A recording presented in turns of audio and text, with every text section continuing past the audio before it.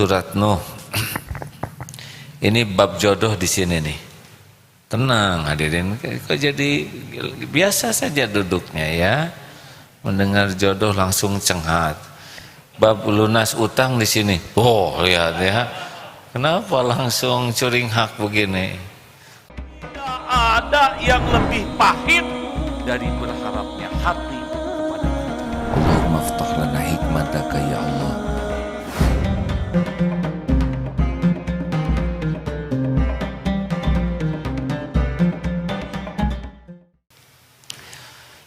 Sudah sering disampaikan ya tentang itu wanita yang merasa kecewa. Masih dengar kisahnya ini? Masih ingat tidak kisahnya? Kan? Ingat? Ayo ceritakan Dan nikah katanya istrinya kecewa sama suaminya. Tahu kamu nggak punya apa-apa, saya nggak mau nikah sama kamu. Pembohong. Kata si suaminya tuh, saya kan jujur dari dulu, aku tidak punya apa-apa selain engkau. Kamu kan jawabnya, oh so sweet gitu.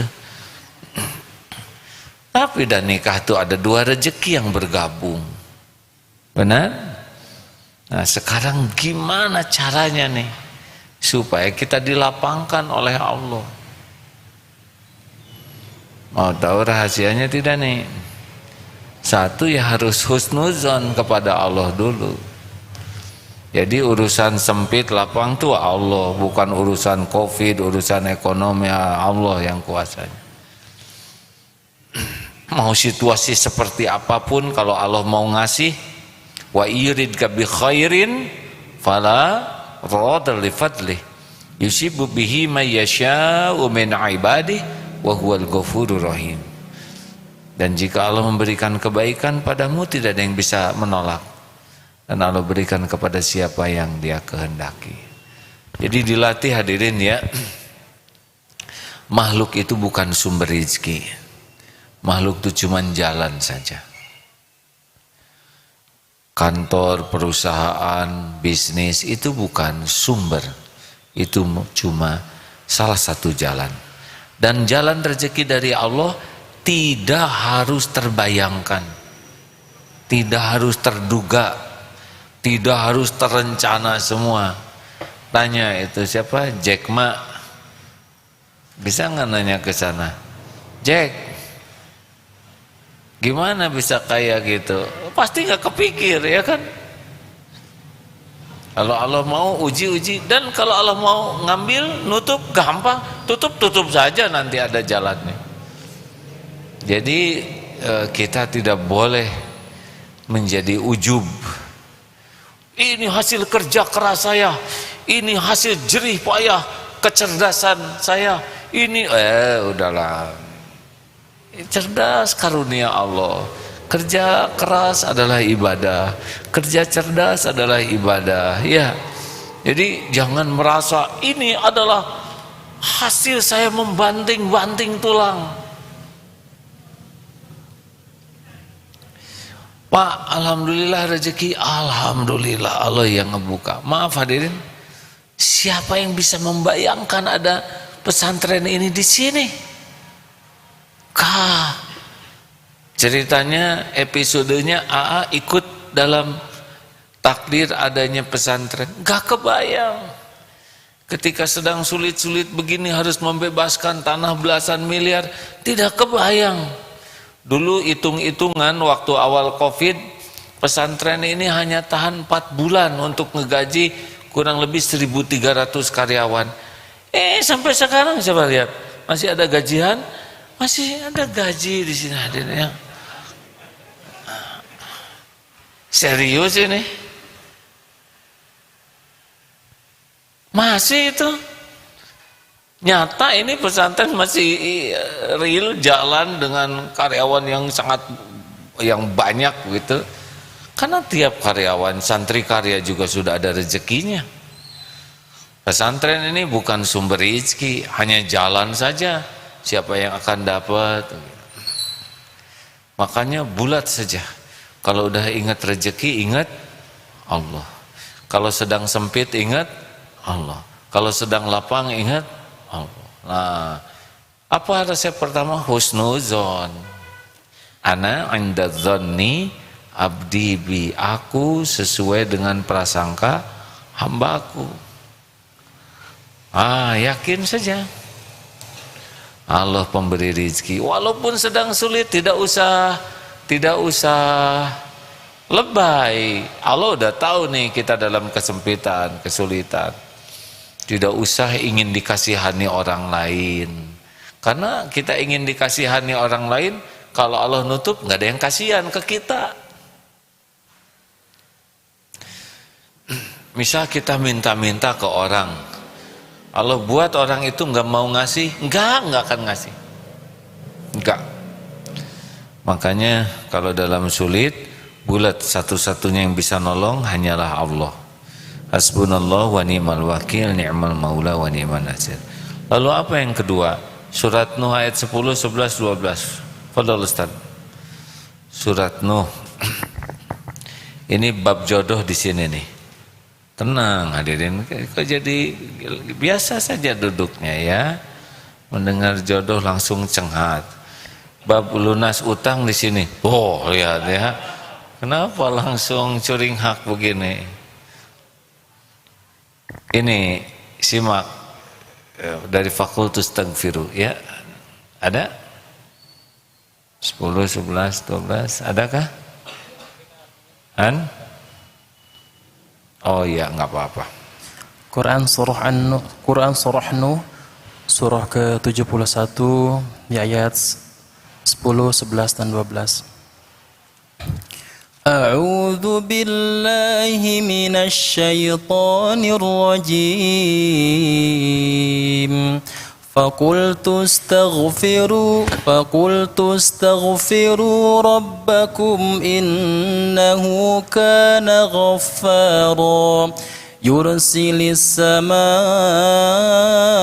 عليكم مدرارا ويمددكم بأموال وبنين ويجعل لكم جنات ويجعل لكم أنهارا.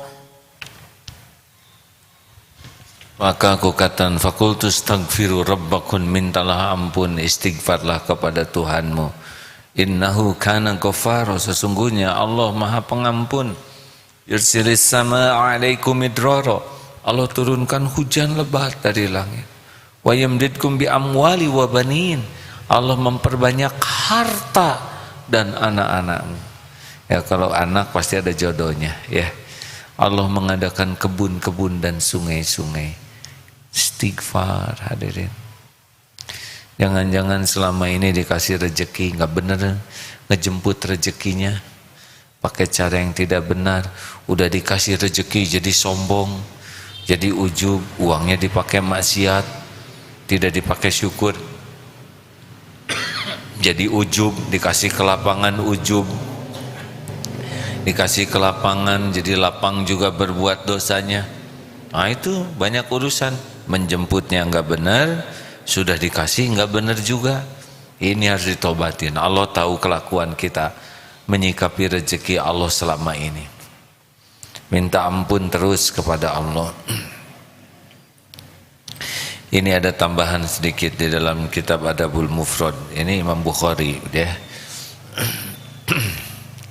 Ini ketika Rasulullah mengucapkan hal ini pada perang Uhud, pada saat kaum musyrikin kembali, musyrikinnya datang, lalu Rasulullah berbaris luruslah kalian sebelum aku memuji kepada Rabbku Azza wa Jalla. Jadi kaum muslimin berbaris. Lalu Rasulullah sallallahu alaihi wasallam, ini hadisnya panjang, saya bacakan ya.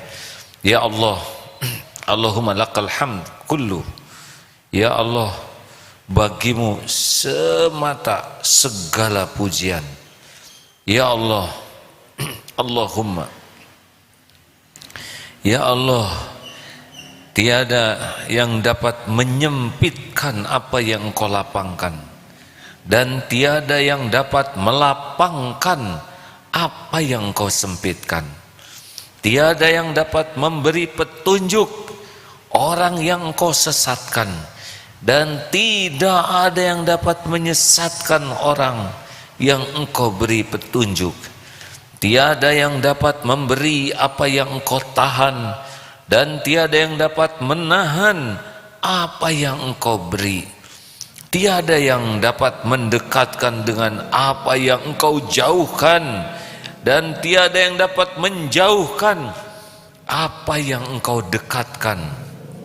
Ya Allah, ya Allah Ta'ala, lapangkanlah bagi kami keberkahan, rahmat, karunia, dan rizkimu. Ya Allah, sesungguhnya aku mohon kepadamu nikmat yang terus menerus, yang tidak pernah berubah dan tidak ada habisnya. Allahumma ya Rabb, ya Allah, sesungguhnya hamba mohon kepadamu kenikmatan di hari kiamat dan ketentramannya di kala ketakutan. Ya Allah, sesungguhnya hamba berlindung kepadamu dari keburukan apa yang engkau berikan kepada kami, dan keburukan dari apa yang engkau tahan. Keburukan dari apa yang Allah beri karena kita tidak syukur, dan keburukan dari apa yang Allah tahan karena tidak sabar.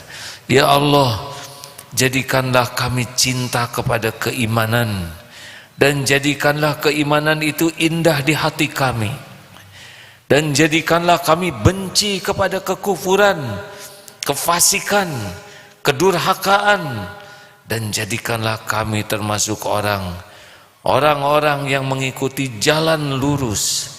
Ya Allah, wafatkan kami dalam keadaan muslim, dan hidupkan kami dalam keadaan muslim pula, dan ikutkanlah kami ke dalam golongan orang yang solih, tanpa terhina dan tidak pula terfitnah.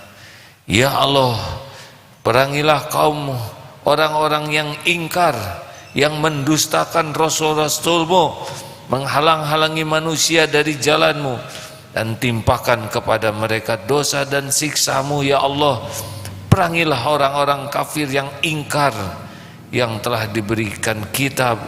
Wahai ilah al-haqq, ini ketika menjelang perang, datang kaum musyrikin yang sudah diperjuangkan, didakwahi dengan cara baik-baik, diajak untuk hidup selamat dan mulia, tapi mereka malah memerangi dengan jumlah yang banyak.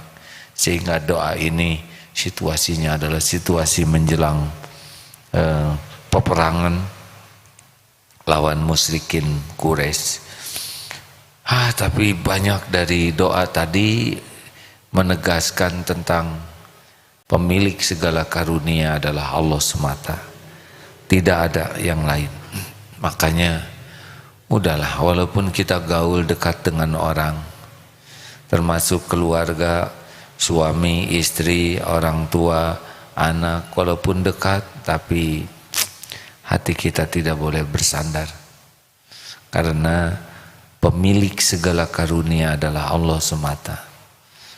Tidak ada orang memberi kepada kita kecuali Allah yang menggerakkan. Jangan bersandar, jangan menjilat kepada atasan, tenang saja. Kalau kita dalam kesempitan dan kesulitan, kita jangan pamer derita. Jangan menghibah, jangan mengharap orang lain iba ke kita. Kita bisa bicara ke orang, minta tolong, minta bantuan atau pinjam, tapi lisan saja. Kalau hati tetap bulat kepada pemilik, penguasa yang melapangkan dan menyempitkan, Allah Subhanahu wa ta'ala.